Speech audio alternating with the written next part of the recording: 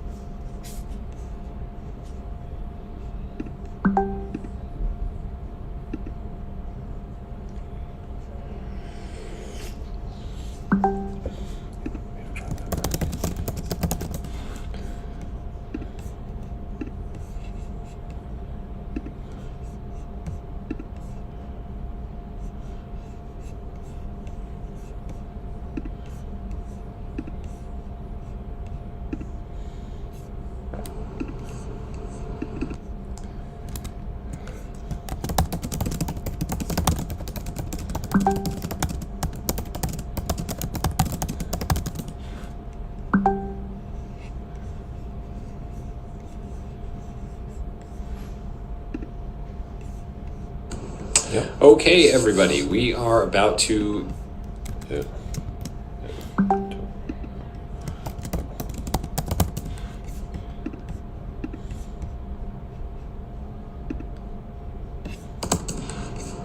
Yeah, that works.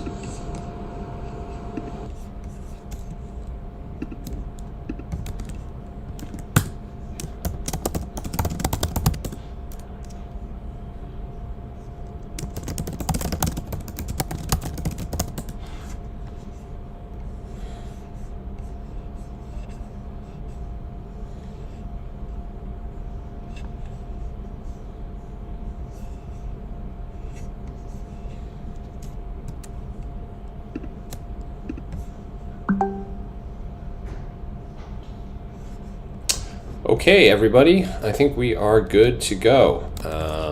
So, let's jump into it. Welcome to whoever is new, joining us for the first time, or coming in for a refresher. I'm going to walk through very quickly. This should probably take less than 15 minutes, and we'll take you through the full process of getting into Vendorful, uploading content to train the AI RFP assistant, and then running an RFP and getting the questions. So, with no further ado, let's just jump in. So on your dashboard, you should see just a few possible actions. The most prominent one here, let's get started, train your AI assistant, add some content. There's a help video here to walk you through this process as well, but it's very straightforward. So in this environment, I've already uploaded some content, but I'm going to upload a couple new pieces. So this is what we've got already. And just to set the stage here, for the purposes of this demo, my fictitious company sells CRM software. So we've got some content existing from past RFPs and from internal policy and security documents. I'm going to import some new content. I'm going to start with importing an old RFP because that's going to be the most useful and relevant content for responding to new RFPs. Or if you're using Vendorful to respond to security questionnaires, importing old security questionnaires is going to be the most relevant and impactful thing that you can import. Okay, so when I select the document to upload, you'll see we're taken to this annotator. So when you upload a spreadsheet, RFPs and security questionnaires can come in a lot of different formats. So we just ask you to tell us what's what. So we call this annotation, annotating the spreadsheet. And it's very straightforward. So when you open up this spreadsheet, it's taken to, you're taken to something that looks very much like Excel here. And you see you've got these different options, mark things as questions, answers, or you can clear your selections. So I'm going to start by marking things as questions. And it's real simple, you just drag and drop. And I'll show you some shortcuts too as well. So here I've selected all these questions. These are all the different questions. If I say, all right, this is a blank, now you don't have to do this. We're smart enough to not process blanks, but I want to show you if you've accidentally selected something. Let's say I've accidentally selected an answer as a question. And just click clear, click over there, and we're done. All right, so now I've selected all these questions, and like I said, we're going to take care of the blanks. Now I want to tell the system where the answers are for these questions. And I can actually do a shortcut here just by selecting the whole column. And you see what we do is we line up questions with answers. So this question matches that answer, this question matches that answer, and these kind of lighter colored cells, indicate that we didn't match any specific question and answer, and that's totally fine. So we've got a total of 35 question and answer pairs that we've matched on this sheet, and I'm going to go ahead and add those to our content library. There you go. Simple as that. All of these questions and answers are now inside the content library and available to answer future RFPs based on this content, in addition to all the other content we've loaded. So that's how you ingest or upload a new spreadsheet. You can also upload other kinds of documents, general freeform documents like Word documents, text, PDFs, etc. And I'm going to show you how to upload one of those. So this is going to be a disaster recovery and business continuity plan. And you see when this is a PDF document, and you see when we upload a PDF, it just starts processing it.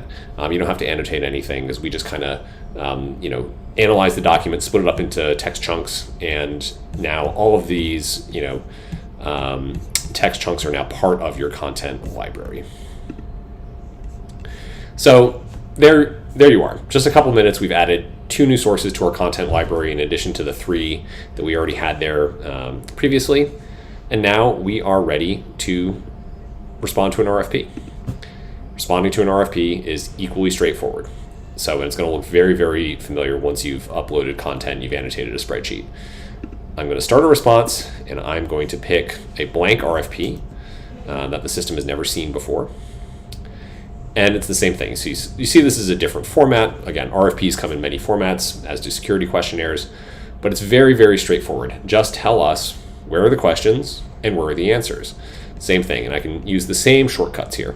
And our system is smart enough to know that if we see something in the cell already, that there's something in this cell that that says answer, well, that's not a question and an answer. That's not something that we're going to overwrite. We're only going to focus on filling in the items that are blank.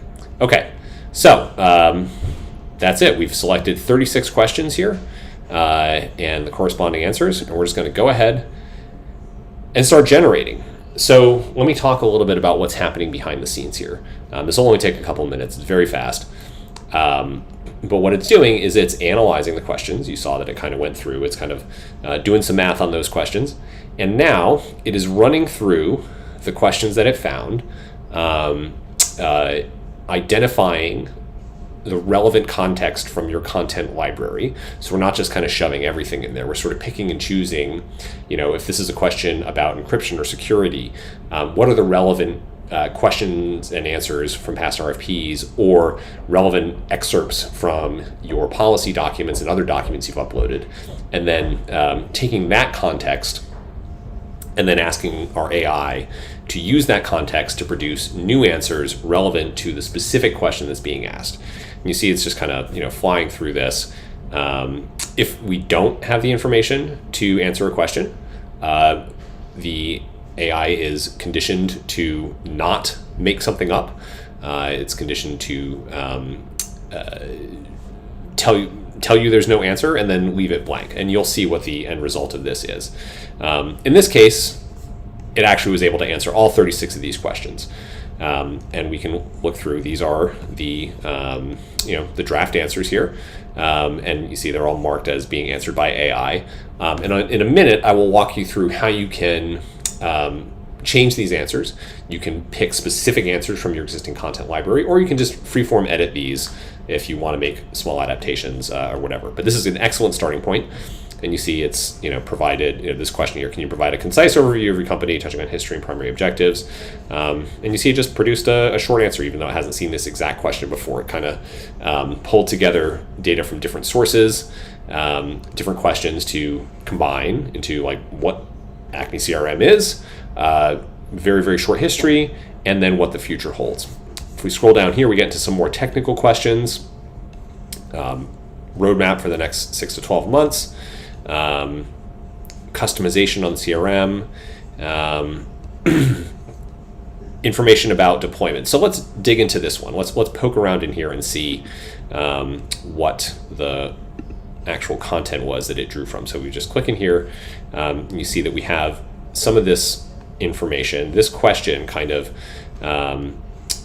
specifically addresses these issues, but the AI has condensed this down into a much more precise answer, just very straight to the point. Depending on the organization size, this is how deployment takes, and then for larger organizations, it takes this long. So you can see that it's it's not just parroting information; it's actually synthesizing it and rephrasing it and adjusting it to the circumstances of the RFP. Now, let's just say that I wanted to actually customize this. Let's say I know something about the customer here, that they're going to be looking for more than 100 seats. So I could actually just delete that. Now I'm going to take that as my answer. And you see that now we've tracked that we've got 35 questions that have been answered by the AI. We've got one where I've gone in as a human and edited it. And we can just kind of look at everything. Now, a couple other things you can do here. Once you have produced your own answer, you can import those custom answers at the end back into your content library. So if I wanted to take that question I just answered here, this one, for organizations with more than 100 seats, deployments usually takes months, I can import that back into our content library. So now that question is available to future RFP responses without having to go through the whole import process again. Let me show you a couple other little things here. So let's just say that you want to dig in on your cloud hosting. All right, so this is the answer that the AI provided. I want to just dig in on the related content. So let's just see. So these are the questions that we drew from here. And let's just say that this is, I prefer this for some reason. I prefer this specific answer to a past question. So I'm going to just select that, and I'm going to use the specific content library answer. And that's going to be the one that we go with. At the end of all of this, say I'm satisfied here, I'm happy, ready to go. We just download the response, and it's going to export this data into Excel format in the exact original format that we uploaded the RFP in the first place. And that's it. We ran through the whole thing in 10 minutes, beginning to end, to respond to an RFP, to upload content first, then to use that content to respond to an RFP. I'm going to show you one more thing here. So Vendorful is designed for collaboration, and it's super easy to invite additional colleagues, and currently free to invite additional colleagues. So if I want to invite my colleague Dimitri, then that's it. So he's now invited, and I will. He has access to all the same information that I have, and he's able to collaborate on these RFPs, respond, edit, upload his own content, manage the content library, and do everything in the app that I can do. And with that, I will leave you all to get going. If you have any questions at all, and you ever need help, just reach out to support@vendorful.ai, or just click this very helpful help widget here. There's a knowledge base, and also you can contact us right in the app. And we are eager for your feedback and looking forward to working with you all. Thank you very much.